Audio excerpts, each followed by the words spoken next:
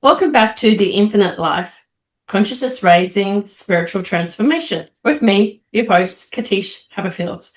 We are in season 19 of the podcast, and we are talking about all forms of love. And so today I brought through Lidia Kuleshriyk to talk about the divinity of horses.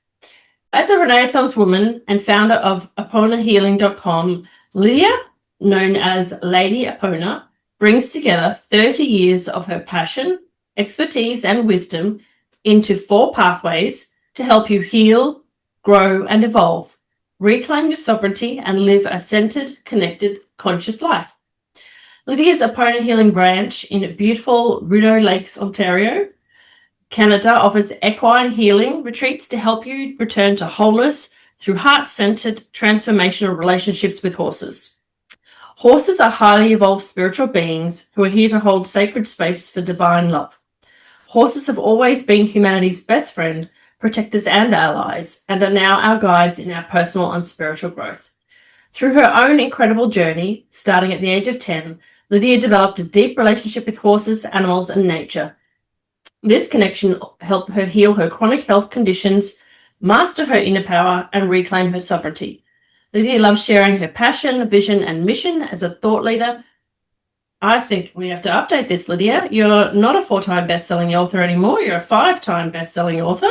Yes, I am. A columnist with Expert Profile Magazine and Brains Magazine. Lidia is a recipient of the Runneth Media Lifetime Achievement Award in 2025, Global Superminds Award by Expert Profile Magazine, Global Women Leaders Award by Passion Vista Magazine, and is featured in the Who's Who of Industries by Unified Brains Group and in the Zero Limits movie by Dr. Joe Vitale. Welcome to the podcast, Lidia. Thank you. It's such an honor and pleasure to be here and to speak with you and all our friends listening about the divinity of horses. Yes. And before we get into that, I just want to congratulate you on becoming an international best-selling poet. And Lidia and I were both featured in Soulful Poems number 5, Nature and Nurture, which, if you follow my Facebook feed, was literally the only thing I've posted for the last 2 weeks. So congratulations, Lidia. Thank you, and congratulations to you as well. I'm planning on posting more about the book. It's a phenomenal healing poetry book. I absolutely love it. I plan on sharing it with everyone who comes to my retreats, our retreats healing in nature and with horses. And poetry is so powerful for connecting with your soul. I've written poetry since I was a child. So the opportunity to be featured along with you and Katie Carey, Soulful Valley Publishing, was a very high honor, and I'm very grateful. Yeah, it's beautiful. And I love listening to the reels and watching them, but I also really like with poetry to have the physical book in my hand, because I don't know, when you sit down with a cup of tea, I think that you get not different interpretations, but different layers come through, whether you're hearing, whether you're seeing, or whether you are interpreting it via paper. And I don't know if it's the same for you, but I read some of those poems in those books and listen to them multiple times, and each time I get something different that comes through. And I guess that's also when we transfer that to horses. I think for human beings, that's also the different layers and levels that we can experience with horses, isn't it? Because they're not just the Lego figurine that you played with as you made a field and put horses and fences and flowers and trees as a kid. Yeah, I do that too. Yeah, I only have one horse figurine. And they're not just horses that you see rich people go and do equestrian jumps over dressage things, and they're not just animal healers, which we'll talk about, but they're also beings that are in the light form, right? Yeah, wow, I just got the chills, everything that you're saying. Absolutely. And your comparison or relationship with the layers of poetry and the layers of spiritual beings. Horses are angelic beings who come to earth. Many people talk about dolphins, when that horses are the land version of dolphins. And horses meet you where you're at.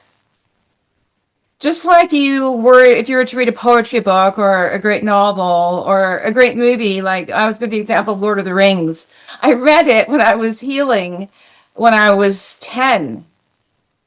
And then I read it again in high school. And then I read it again in my deep cocoon of healing, my Saturn return at 29.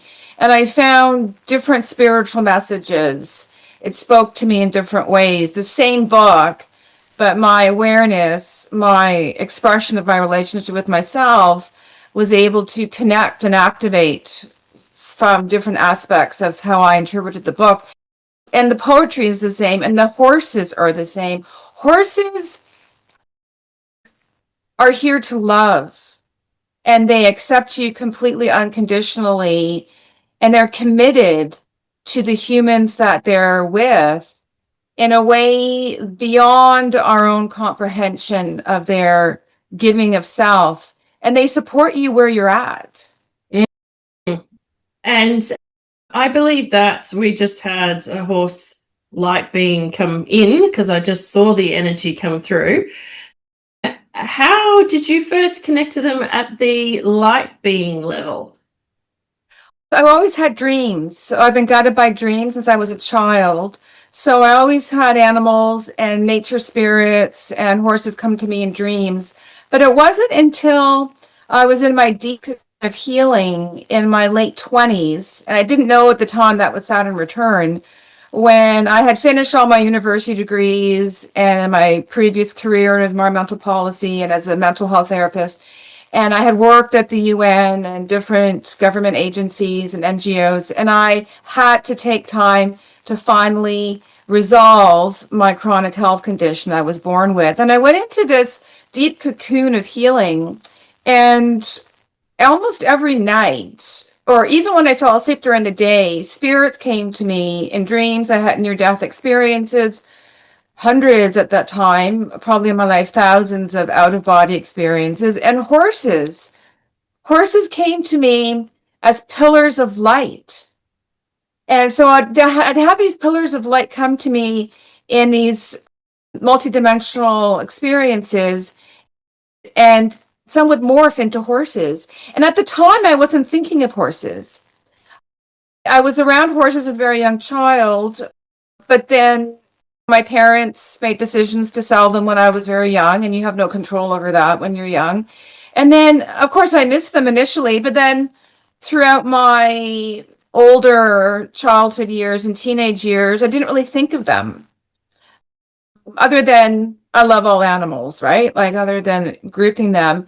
And then when they came to me specifically as horses, that was life-changing. That was life-changing. And it was several years later when I came out of my cocoon of healing that I was connected with a horse named Trigger. And he started my journey on Earth rescuing horses from slaughter or horses in need. And that is through Trigger how I started my horse rescue sanctuary and healing retreat center. And to this day, horses come to me, they guide me. I speak to them and communicate with them as you would any high spiritual being. Okay, beautiful. Yeah, so I was just equating that then to your horse rescue work is for me like a bit like my ghost rescue work has been. So yes, that was like my first major visitation and then experience of doing something physically that people would call spiritual work. So yeah, that's interesting. Yes. And is Trigger around you every day as we speak? For me, I have Angel Michael come to me when I'm in need of protection and guidance and a sort of a strong authority figure. How would you explain the energy of Trigger? He's like the patriarchal figure, like he's the all-knowing, he is the father type figure of all my soul family, my equine family of light. So he's part of me. He lives within me, and I call on him and Maggie. So I have my first four, Trigger and then Maggie. And then Rocky, who just left us almost a year ago. He was blind and 40, but I think he was over 50, because kill buyers usually give you 10 years younger. And then Woody. So they were my first four that were senior special needs horses that were to be shipped, tragically, to slaughter. And they're my first family. Now that's expanded. And I have to share, Rocky. Rocky was our master healer, and he's blind, and he was a master channeler. And when he left his body, I'm still in awe. It was true ascension. Like, it was a joyous experience. And then in the 2 months prior to him leaving, I would see him sleeping. We had a special big straw bed for him that was his own area, so that he could just dissolve into his channeling and into his peace without other horses saying, come on, and things. And I'd walk by him, and we'd be cleaning the barn or doing things if he was laying there, and he'd be out. Like, he was multidimensional, and he'd put an ear up if he to say, yeah, I'm awake. And I was saying to my friends here, my partner, I was like, I wonder if Rocky's going to leave. I wonder if he's going to leave. But I didn't really have the sense. When I was young and studying Taoism for my own healing, or trying to apply Taoism for my own healing, and you read about different types of ascension, Rocky ascended, and it was glorious. I'm sad that he's not here, but he's very much present. And the message he's sharing with me now is how much he loved playing. So he was very playful. Okay. And he brought lots of joy. But this is the divinity of horses, right? They are divine beings who can live in multidimensional existence. And many people who have horses say, I don't know how they do it sometimes. You don't hear them walking up, and suddenly they're beside you. Yeah. They're shapeshifters. Yeah. And how does Rocky or Trigger or Maggie or Woody describe their purpose? Is the wrong way. So on Earth, they were there to heal, to physically help human beings who came to your ranch. And anyone who's had a horse healing experience, I've had it once, it's just beautiful to be around the horses. But now that they have transitioned, have you had conversations with them about the eternal earth-based question? What is your purpose now?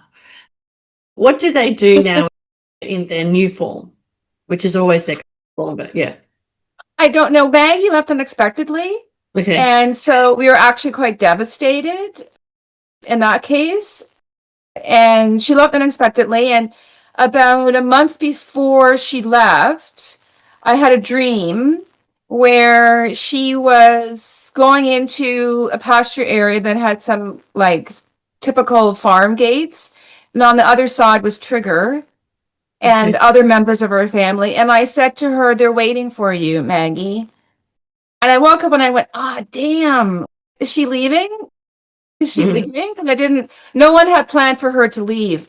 So to answer your question with that, I was told that she was called to a mission that only Maggie could address on the other side because of her great spiritual power, of the greatness of her multidimensional divine being, that there was no question. There was an urgent call for Maggie, for specifically Maggie. And she had come through and said that I would have wanted nothing more than to spend the rest of my days with Lidia. But I had to go on a greater mission. And so her and I had achieved the mission. Yeah. And it's very interesting with the horses that sometimes I find as soon as they've achieved their mission, they may leave because they have another purpose, as you're saying. they're called. But when you're in, as you're aware, when you're in the higher realms, we can't imagine the expansiveness. So my teacher in macrobiotics, Michio Kushi, used to explain it like when you're in the womb, when your spirit comes into the female body in the womb, it's dark, it's small, but you don't know that, and you hear sounds or have sensations through the body of the outside earth world. And the outside earth world is trillions and trillions of times larger than the womb, and it's half dark and half light, right? You have night and day, and in the womb it's dark. So you're born onto the earth plane, and it's huge, and you can't even imagine it in the womb. And the earth is like that. So when we're on the earth, when we're born into the high spirit, like the higher realms of light vibration, on earth we just hear, I just hear what Maggie's doing, or I feel what Rocky's doing, or I get the messages, but my mental brain, I can't consciously comprehend the expansiveness. I can intellectually understand, but it's so far beyond the elemental aspects of earth. We can experience it and evolve into it, but not fully be there. So it's very much like that. So Maggie was called, right, to the other side for a mission greater than what she was going to stay for. We were fulfilled, and then she left, and it was quite sudden. And I had devoted like my life to her at that time for years. She had an unusual illness, a mystery illness. And I had been shown dreams for 5 years every single night that she would fully recover. And then bang, at the end, she was gone. So that's a long answer to your question. They don't tell me exactly, or maybe I don't remember when I wake up. But sometimes when I come out of sleep, I have this deep fulfillment of union with them and other light beings, and it's really bliss. And then you return to your body and you're just laying there in your bed and you're so full of universal love and oneness. That's the oneness of the divinity. There's no separation. There's no separation. And then I have to go, okay, so now I have to go to bed, and now I have to go do stuff. And it's not a negative thing. You just have to shift back. You've experienced that on the earth. And then, but that's there with me all the time as myself and as guides after they leave. And they help others. Like we're all in one. So what's amazing on the other side is our capacity to be in more than one place at the same time.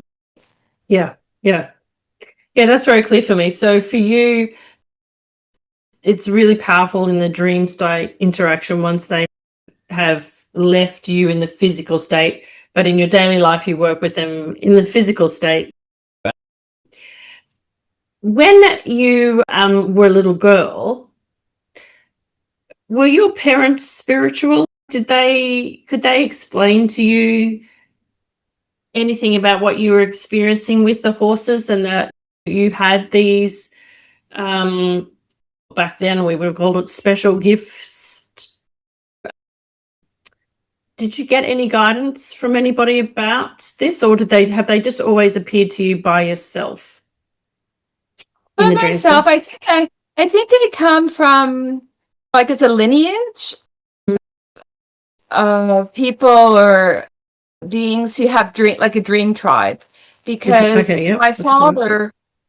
my father was he was from the Ukraine and had gone through the war and had come here after the war. So he was very shut down, like he didn't really talk. But his first career passion was classic art. And he was one of the first students accepted into the very prestigious Ontario College of Art in Ontario. And his story, not to judge, but he decided he got injured. He was a soccer player with the Ukraine. He got injured, and then he decided not to go, and he never went back to his art. But he had that spiritual aspect, but then he later shut it down. And then on my mother's side, dreams, like all about the dreams, like the dreams between Christmas and New Year, you have to write those down, right? Okay. But there wasn't in our daily life discussion of spirituality or religion, because it was all about, you have to work hard, you have to be responsible, you have to get great straight A's in school. You need that generation. So no, there was no discussion of spirituality, but it came through, right? Yeah. Like in indirect ways. They weren't against it, but there was no discussion of it. And how I expressed it in the family at the time was on our farm. I made a little fort in our ravine with bamboo blinds and a dirt floor and a little pot to pretend to cook up apples on the ground. And I'd sit in nature. I made a circle of stones, and I'd sit in nature and call on the raven and the fox, and they come sit with me. And they supported that. Like my parents were like, yeah, that's pretty cool. If you want to have a fort, I'll help you put up a cedar rail, or I'll bring something for you. But we weren't a spiritual or religious family. Yeah. Yeah. Okay, cool. That gives me a great picture. When I was at primary school, I used to have a group of friends, and we used to go into this area at school where there was like a bridge, and then there was these rocks or little boulders, and then we would sit down there and we would make potions and pastes out of the rocks. Yeah. Which is funny. Because exactly. That's our past, right? We're bringing our past lives as healers in. And when we had an old bank barn from the 1800s, bank meaning like there's a dirt bank coming up. It's an old style of pioneer bank. And I used to bring my friends in and say, there's secret passages to another world, and we have to make potions to get through. We have to find the secret passages that are in the old barn. And we would get lost in the barn and in the haystack and in the forts for 10, 12 hours a day when we were having fun. Yeah, cool. Yeah. It's wonderful that you actually don't know what you're doing at that time. That's part of the beauty of it, isn't it? Yeah. You just don't question it. You're not asked to interpret it. You just be. And I think that's one of the things that as adults, that there comes a certain point in our life when the heaviness of being a human being is like, we need to find ways back to that knowledge transfer in this imaginary state, so that we can connect with that rejuvenation and that which comes to us naturally. So if there's anybody listening today who is, their ears have pricked up and they're like, oh, I love horses, where do I start? How does somebody who's never been around horses start to invite that playfulness in and invite investigation from your perspective about what horses are as divine beings and how they can involve them in their daily life? Are you referring to in person or just calling on their spirits, or both? Both. Whichever feels strongest. You just open your heart. They're waiting for us, like all the angels, right? They're waiting for us. They send communication all the time, and their signal, we need to be ready to receive their signal.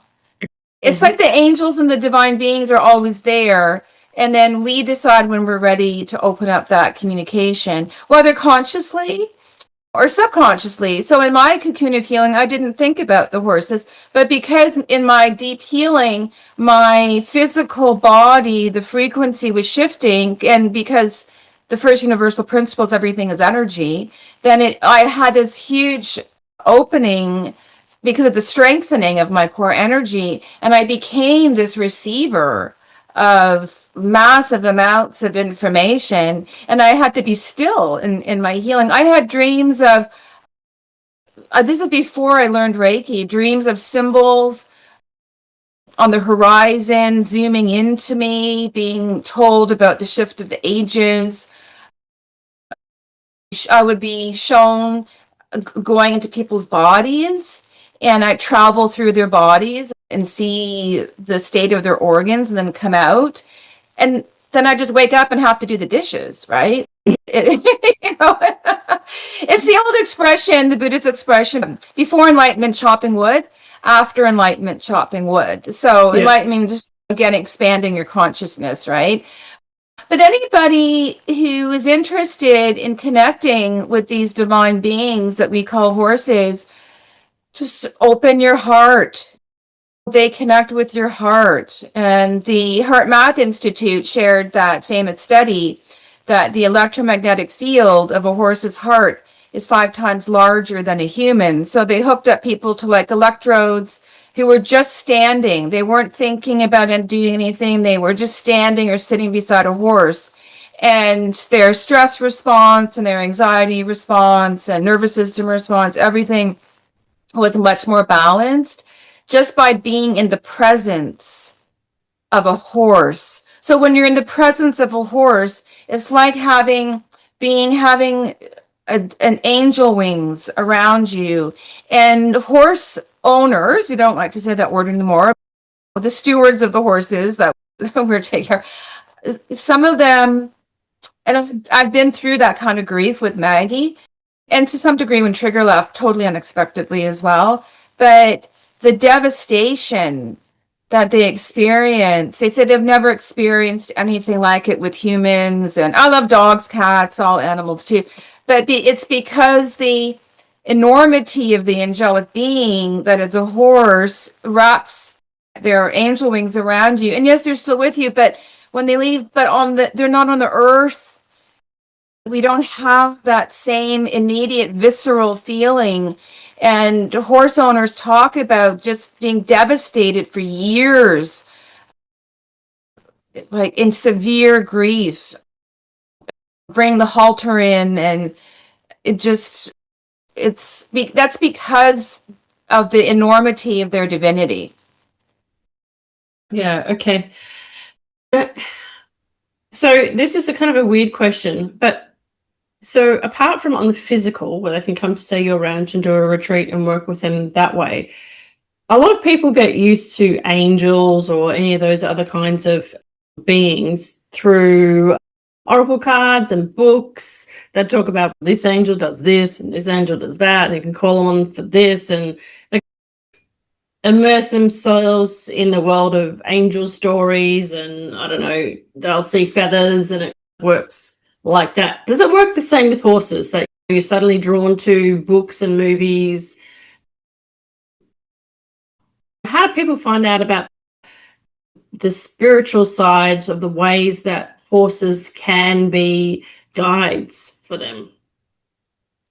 As an example, on my website, we have the essence of every horse here. So when people come for equine therapy or equine healing retreats, the first thing that we encourage them to do is to go to the website and connect with the essence of the horse and see if that is something that is calling to you. So if it's sovereignty, if it's boundaries, if it's inner knowing, whatever, if it's resilience, whatever the essence of that horse is, or the angel is, then that's a starting point of connection to the essence and the healing quality. They call it the medicine of the horse. Like, what is the medicine of the horse? And that is one way. And what often happens is this just happened. I did an equine healing half-day session at the solstice, on the solstice in December.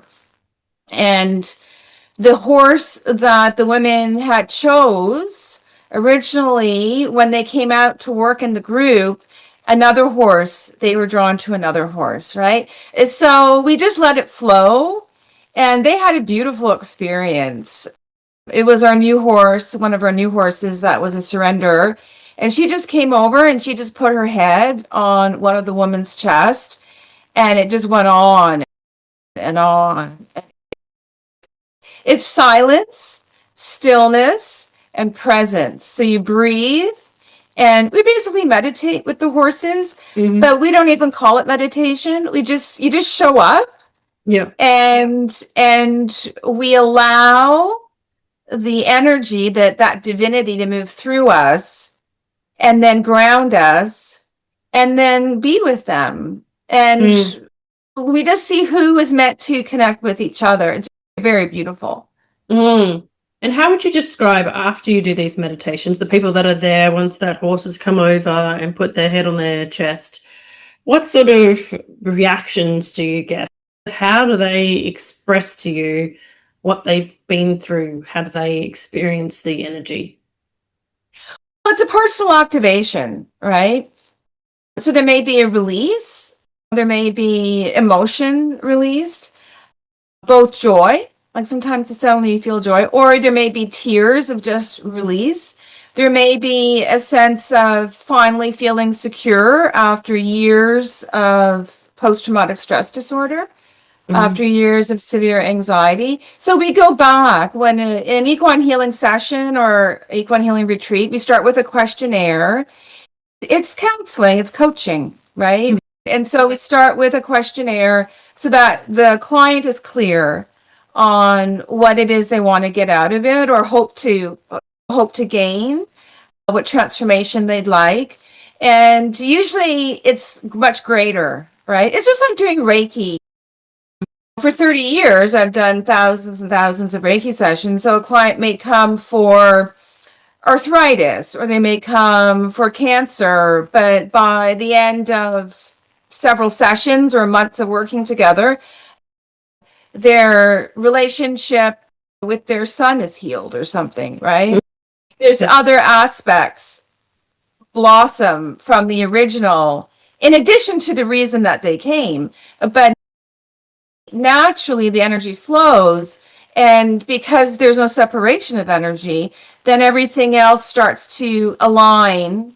Things that need to be release, things that need to be revisited and strengthened happen. It happens quite naturally. So at the end of any retreat, including equine healing retreats, we have what's called a burn the burden ceremony, and people love it. They just love it. And so you come back after and one session or during the retreats, and then you go through the workbook,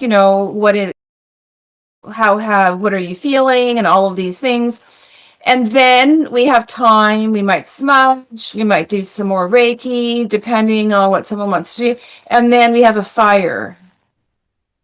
And then the fire may be outside in the summer, maybe inside in our fireplace. And then we write down what it is we want to release. And then in that release, that alchemy into the fire, the horse spirits are there, right? And then the transformation is as complete as it's meant to be, right? For each person, we don't try to create that. And then the space is created for you to then really expand into who you are. And it sounds beautiful. Yeah, I could really visualize that. And when you say that you've done all these Reiki sessions, have you been doing horse Reiki? Is there such a thing as horse Reiki, or have you been doing traditional, what we would call mainstream Reiki? No, traditional Reiki, hands-on, in my office in Toronto or in people's homes. I used to go to people's homes if they were ill, and then they liked it so much they wanted me coming to their homes all the time because it's easier, right? Especially in Toronto traffic. I'd rather have you come here, Lydia. Yeah. But having hands-on Reiki, long distance Reiki, now long distance Reiki is more accepted. So I still every day work with clients around the world with long distance Reiki. And interestingly, sometimes my horses will appear to the client in the Reiki session without me knowing. And it just came up recently. There was a woman that I shared Reiki with, a lovely woman, maybe 20 years ago. And we reconnected on Facebook. And she sent me a message And she said, I still remember when Trigger, 20 years, I still remember when Trigger came to me in the Reiki session in your office in Toronto. It's changed my life. Like, I remember that forever. So I don't call on them per se, but they know when and how and who to appear to. And sometimes we don't remember. During Reiki, people fall asleep often, and then they're in the most open state, so they may or may not remember.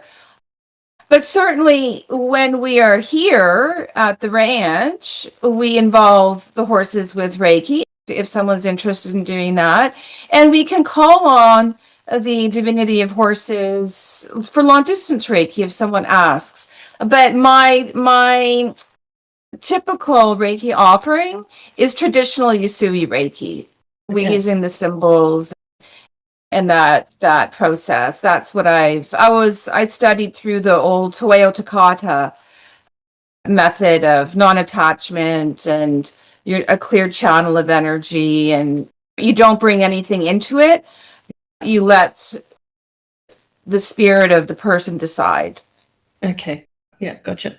And because we're coming nearly to the end of the hour, given this is the year of the horse and it's described as the fire horse, how would you say is helpful for people to embrace horses and horse energy and horse healing from your instinct about how it's relevant to that terminology? Because there are different ways that people have depicted this on social media. So some people I've seen it as the fire energy is showing it's burning up and destroying things that need to come. It's like they're lighting a fire. And I was like, okay, that's an interesting perception. For some people, it's about going on a fast gallop and fast tracking the energy, and you're running with it. How does the horse energy for the year of the horse feel for you? Like, how would you interpret it if somebody asked you, what does this year of the horse mean? What's your instinctual response? Horses are grounded, right? Horses are grounded. They are masters of grounding divine energy on earth and holding sacred space. That's what they do. And the horses who have the most difficult circumstances are holding the light for the people who might say need it the most without judging that darkness. So for the year of the horse, the fire year, how I see it is grounding yourself in your inner power, being centered, connected, and conscious. So centered in your core energy, connected to your essence and power, conscious of your thoughts, beliefs, choices, actions, values, of who you really are. And from that place of that tree trunk of being grounded, the fire horse here is then from that stability is the opportunity to expand your capacity into a greater aspect of who you are without burnout, without overwhelm, without stress, in the knowing of the I am. Mm-hmm. In the knowing of I am. And the horse, the expansive horse energy is holding that sacred space of expansion that's unique for you. And this is true, rapid spiritual growth from a place of being grounded, to not go beyond your limit, but to know your limit and expand within it in a way that's fully supportive. And that's like the fire is like the Kundalini, right? It's like the internal energy going up the primary channel of the spine and feeling it, and then allowing it to unfold as a sacred space within your life that the divine horses are holding just for you. Mm-hmm. Beautiful. I really like that way of explaining it. Yeah. That really resonates. Lydia, how is it best for people to connect with you? Do you have a preferred social media or via website? I have my website, aponahealing.com, and there are my 4 pathways of services. And one of them is aponahealing.com/ranch. And you can look up how we do our equine therapy. And I mentioned it briefly in the Zero Limits movie.